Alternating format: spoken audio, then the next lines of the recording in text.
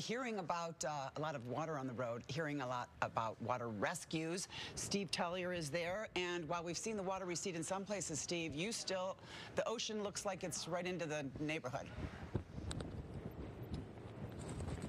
Yeah, the floodwaters really have not even started to recede here on C Street in Quincy. This is a live picture what we're looking at. Severe coastal flooding. This is C Street in Quincy. You can see straight out here the very tops of two vehicles here. That is how high the water has gotten here. First responders have been working for about an hour, maybe more, to rescue people out of 3 or 4 homes in the Post Island Road area. And we have some amazing video to show you that we shot just about 10 or 15 minutes ago. If we can roll that video, we saw, by my count, 7, but Quincy police are now telling me 6 small children, 2 of them infants, being rescued out on a front end loader. They were inside one of those homes on Post Island Road. Their mother came with her as well. They are all, we are told, safe and sound. But those scenes just unbelievable playing out here just moments ago here in Quincy. We are told that all 6 children and the mother are okay. And then right after that, we saw another family and a dog being rescued as well. So rescue efforts still underway here. They're still trying to get to a few people who are inside homes that have water inside the first floor of those homes. And as you can see right here, first responders still looks like maybe putting away some of their gear. We've seen a lot of first responders and these high water rescue teams doing amazing work here and really getting these people as fast as they can. And as far as we know, not a single person has been injured as a result of all of this. So we are continuing to monitor the situation here in Quincy. We're hoping these floodwaters start to recede, but they haven't in the last hour or so. Kim and Adam. All right, Steve, so I'm not sure if you've been able to get this information because you're on the air reporting for us, but have you heard from officials behind you whether there are concerns about other people stuck in their homes, like those kids and the family that we just saw? Yeah, from the beginning here, we were told there were only 3 or 4, if you can believe it or not, single-family homes on Post Island Road they were really concerned about and needed to get people out of. They've already gotten people out of at least 2 of those homes, so there are still 1 or 2 others that need to be rescued. It does appear that they're bringing out yet another boat here. We saw them working with the front end loader a little earlier. So, yes, there are still people who are in need of being rescued in the Post Island Road area. So they're figuring out a way. It's been a very complicated rescue because these waters are so deep. Clearly, the front end loader worked for some, but not for others. We've seen some boats in the water as well, and that family with the dog, they actually came out on one of the little motor boats, the inflatable boats, and that's another one that we're seeing being unfurled as we speak. So yes, people still need to be rescued here in Quincy. All right, Steve Tellier reporting there from Quincy. Pretty dramatic for those kids, I guess, to go into that front end loader. Maybe for them it's just fun and games, but little did they know the threat that the water had, and that mother there leaving with just a hefty bag full of things, and all of those children. She must be relieved at this hour thanks to those responders. Well, we got to think about, because Steve just told us that as far as he knows, there are other people waiting to be rescued at this moment as the waters have breached the seawalls and going right into neighborhoods there in Quincy. So we'll update you, and we'll be thinking about the people who are in need of a rescue right now, and keep you posted as we learn more. Hopefully we'll see some images like this of them safely being taken to dry land and finding a warm place. We were hearing from city officials in Scituate. They were warning people to either stay where they were, call for a rescue if it was safe, or stay away from their homes if they had evacuated. A lot of voluntary evacuations, which definitely helps for the first responders.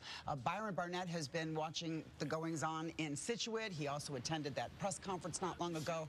Byron, give us the latest out of Scituate. Well, the officials here, public safety officials here in Scituate, are saying this is pretty much what they expected.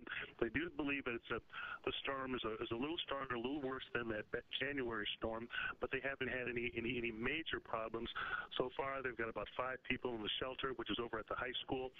They say they've got some minimal power outages. They had to cut power to one street for a handful of homes because of an arcing wire, and but there have been a number of streets that have been flooding. We were around town and watching some of the activity during high tide. And I got to tell you, those waves really were just really powerful, just crashing over our homes and just turning streets near the coastline into rivers, and also bringing along with them a lot of rocks and debris, from the ocean up onto the roads. And a number of those roads are closed because of that. Lighthouse Road, Central Avenue, Surfside, Oceanside, Turner Road. Those are all roads that are near the coastline, where these waves were just crashing over some of these houses at high tide. And even some of the homes, there's flooding as well. Parking lots downtown have been flooding. We saw a lot of flooding.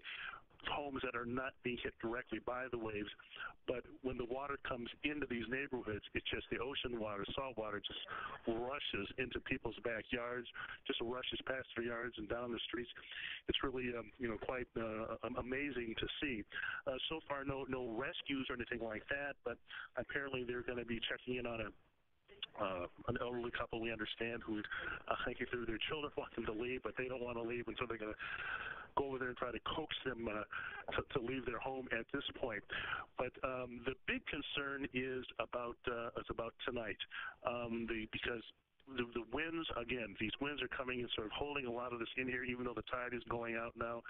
It's not all going to come out, and there's going to be another high tide tonight, and it's going to be bigger, stronger. The winds are going to be more, and the authorities are just telling everyone that if they've evacuated their home, stay evacuated, stay out until after the third tide, which is going to be tomorrow afternoon. But they're concerned about tonight. It's going to be dark. I mean, there's going to be higher winds. There could be more power outages. I mean, they are expecting, some of the homes to be damaged along the roads, along the coastline there. It's too early to get in to see if there's any damage now, but they are expecting it.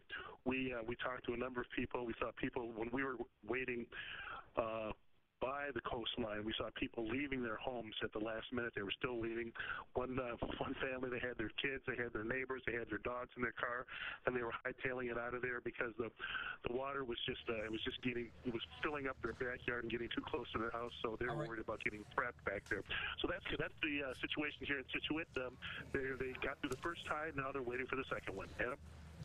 All right, Byron Barnett, thanks for that update. And Marshfield has been getting pummeled by flooding. All right, let's go about 10 miles south. 7 Steve Cooper is there, and I understand you've got some pretty severe conditions.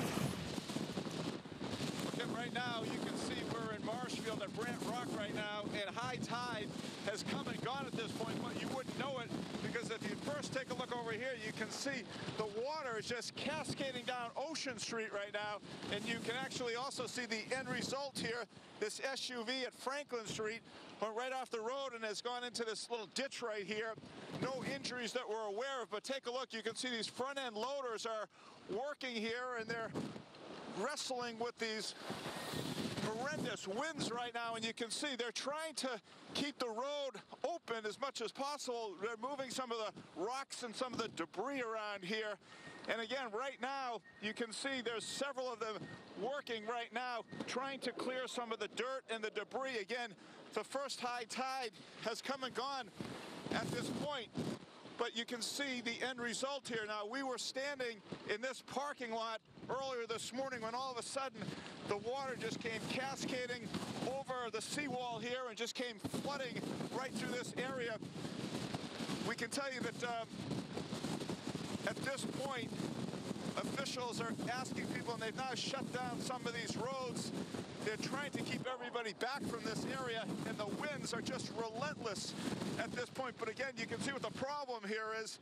The water is just coming right down Ocean Street here, right down to Brant Rock here, and you can see the crews are busy scrambling to get the rocks and the debris that have been coming in off of the ocean,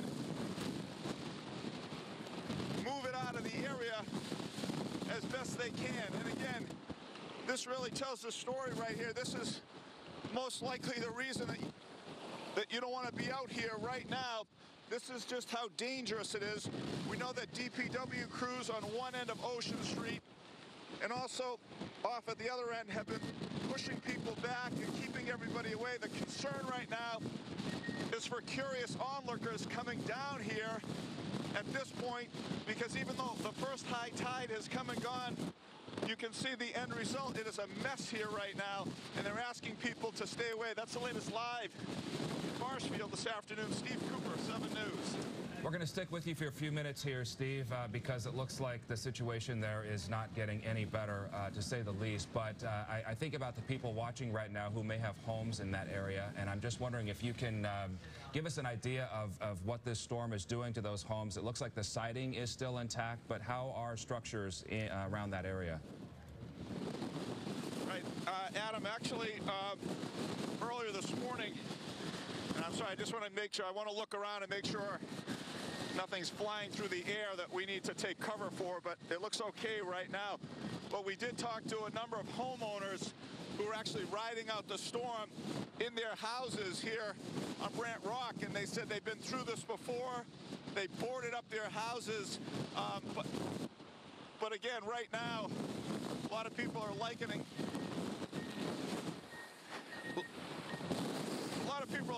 this to back on January 4th when we sort of saw similar conditions, but we're hearing from a lot of people that it wasn't like this back on January 4th, and this is much worse right now. You can see again, this isn't high tide, it's come and gone at this point, but we're just getting pummeled by the water that's just still crashing off of the seawall right now. But again, homeowners were urged yesterday to evacuate the area. Emergency responders were saying this just wasn't a place for people to be today, and a lot of people heeded those warnings, but we do have to tell you that there are some people, and I'm trying to look around, some people were trying to ride out the storm, and right now emergency officials just can't get to those people right now. Steve, I know you're dressed for the elements and you have a lot of experience covering these kinds of storms, so we'll ask you at least one more question. Just still curious about the Jeep behind you. It kind of looks like the road is eroding and that it could be floating off somewhere. And do you know anything about the driver? I can imagine that was frightening when all of a sudden you find yourself someplace you didn't expect to be. Right, well, Kim, a couple of hours earlier, you know, just after 11 o'clock, there are a lot of cars coming up and down Ocean Street. In fact, officials, police, they didn't shut the road down itself. So again, in cases like this, it's no surprise. A lot of curious onlookers have been coming back and forth. We actually got... All right, Steve, we're going to interrupt you just for 1 second. Get dry for a minute. We'll check back with you, but we have sort of a breaking scenario here in Quincy. Steve Tellier there to tell us about another rescue that's happened. Steve, take it away.